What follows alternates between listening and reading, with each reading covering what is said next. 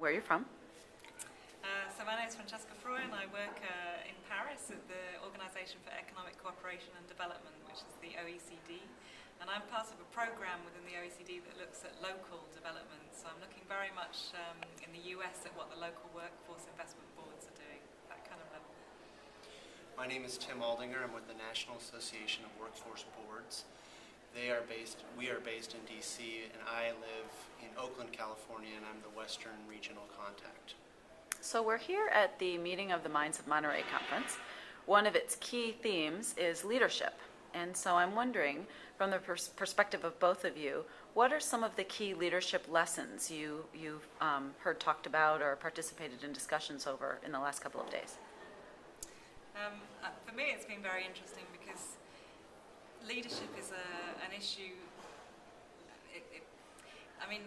For example, we're looking at skills. We've been talking very much about employment and skills. And in the past, the public sector has really dominated that agenda. So they've really talked about how they need to create skills, they need to educate and train people, they need to invest in the education and training system. More recently, they've kind of given over some of the leadership around that to the private sector. So they've actually set up, business-led boards, not only in the United States, but also in other OECD countries. So they're very much into trying to respond to the demand for skills from private sector employers. So the leadership has kind of shifted. But what's interesting to me is that in a way it needs to go back to somewhere in between the two, because if you really want to develop long-term approaches, just responding to demand for skill shortages isn't really going to work either. So I think what I've been learning and what I've been talking about in this conference is this need for balanced leadership between the public and the private sector. From this session that we just had about emerging trends in workforce, a couple of qualities really stood out to me.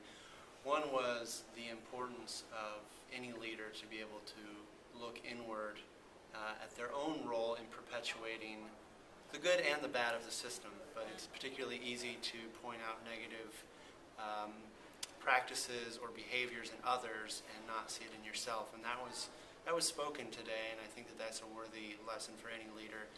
And then the other was the importance of being able to understand the systems that you're in and ideally work beyond them.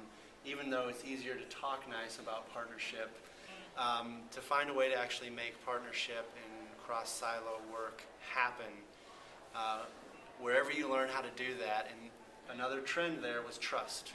The importance of trust in making that cross-silo work actually happen in partnership. I think what was very interesting that came out of this discussion was that it can be quite an uncomfortable process.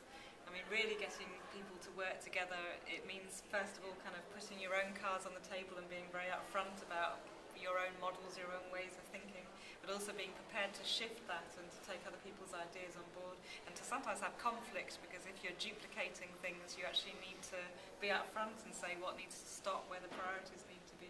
Yeah. So it's all about personal relationships and trust. And the other thing which we talked about a lot was rigidity and flexibility, and allowing people to actually change the way they do things at the local level. I mean, it's all right meeting and coming to some agreement and deciding to do things, but if you're still reporting up to the Fed level or the state level on your performance targets, it's not going to go anywhere. So I think there also needs to be some leadership from other government levels to kind of trust the local level to do the right thing in certain. Yeah.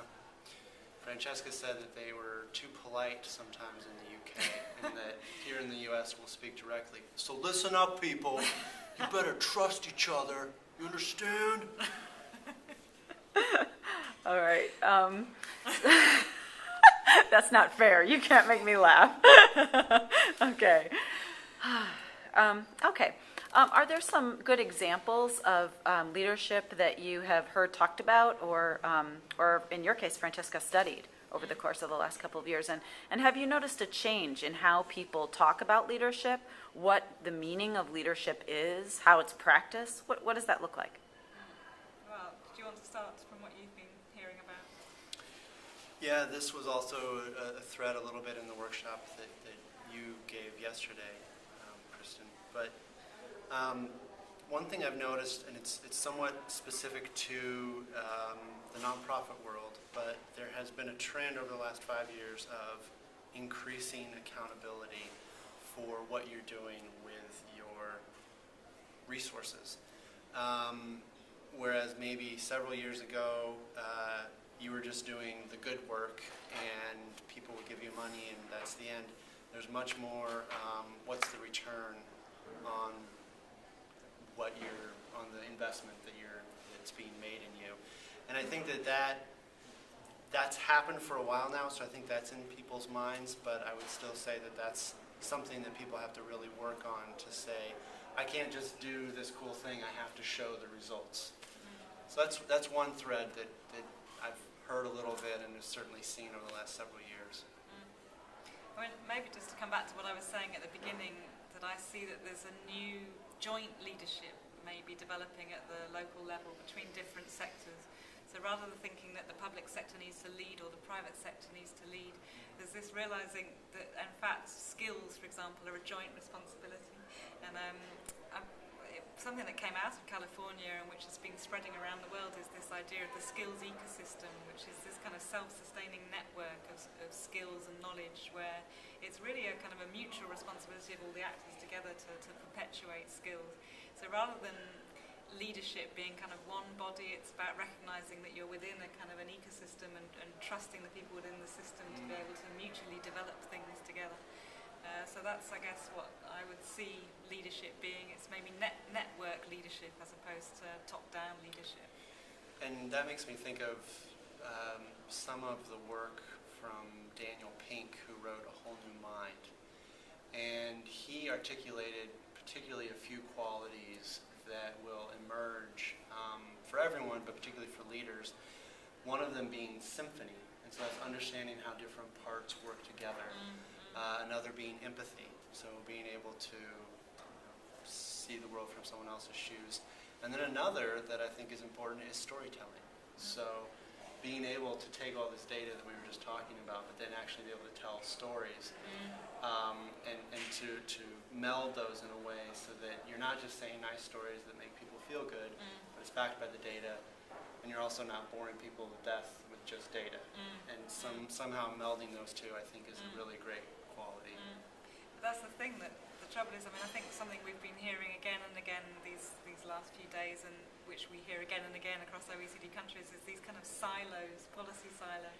But it's also, I mean, the people who are involved in data are very often not the people who are involved in policy delivery, or, I mean, it's really about trying to understand the issues, really trying to get people to work more together, I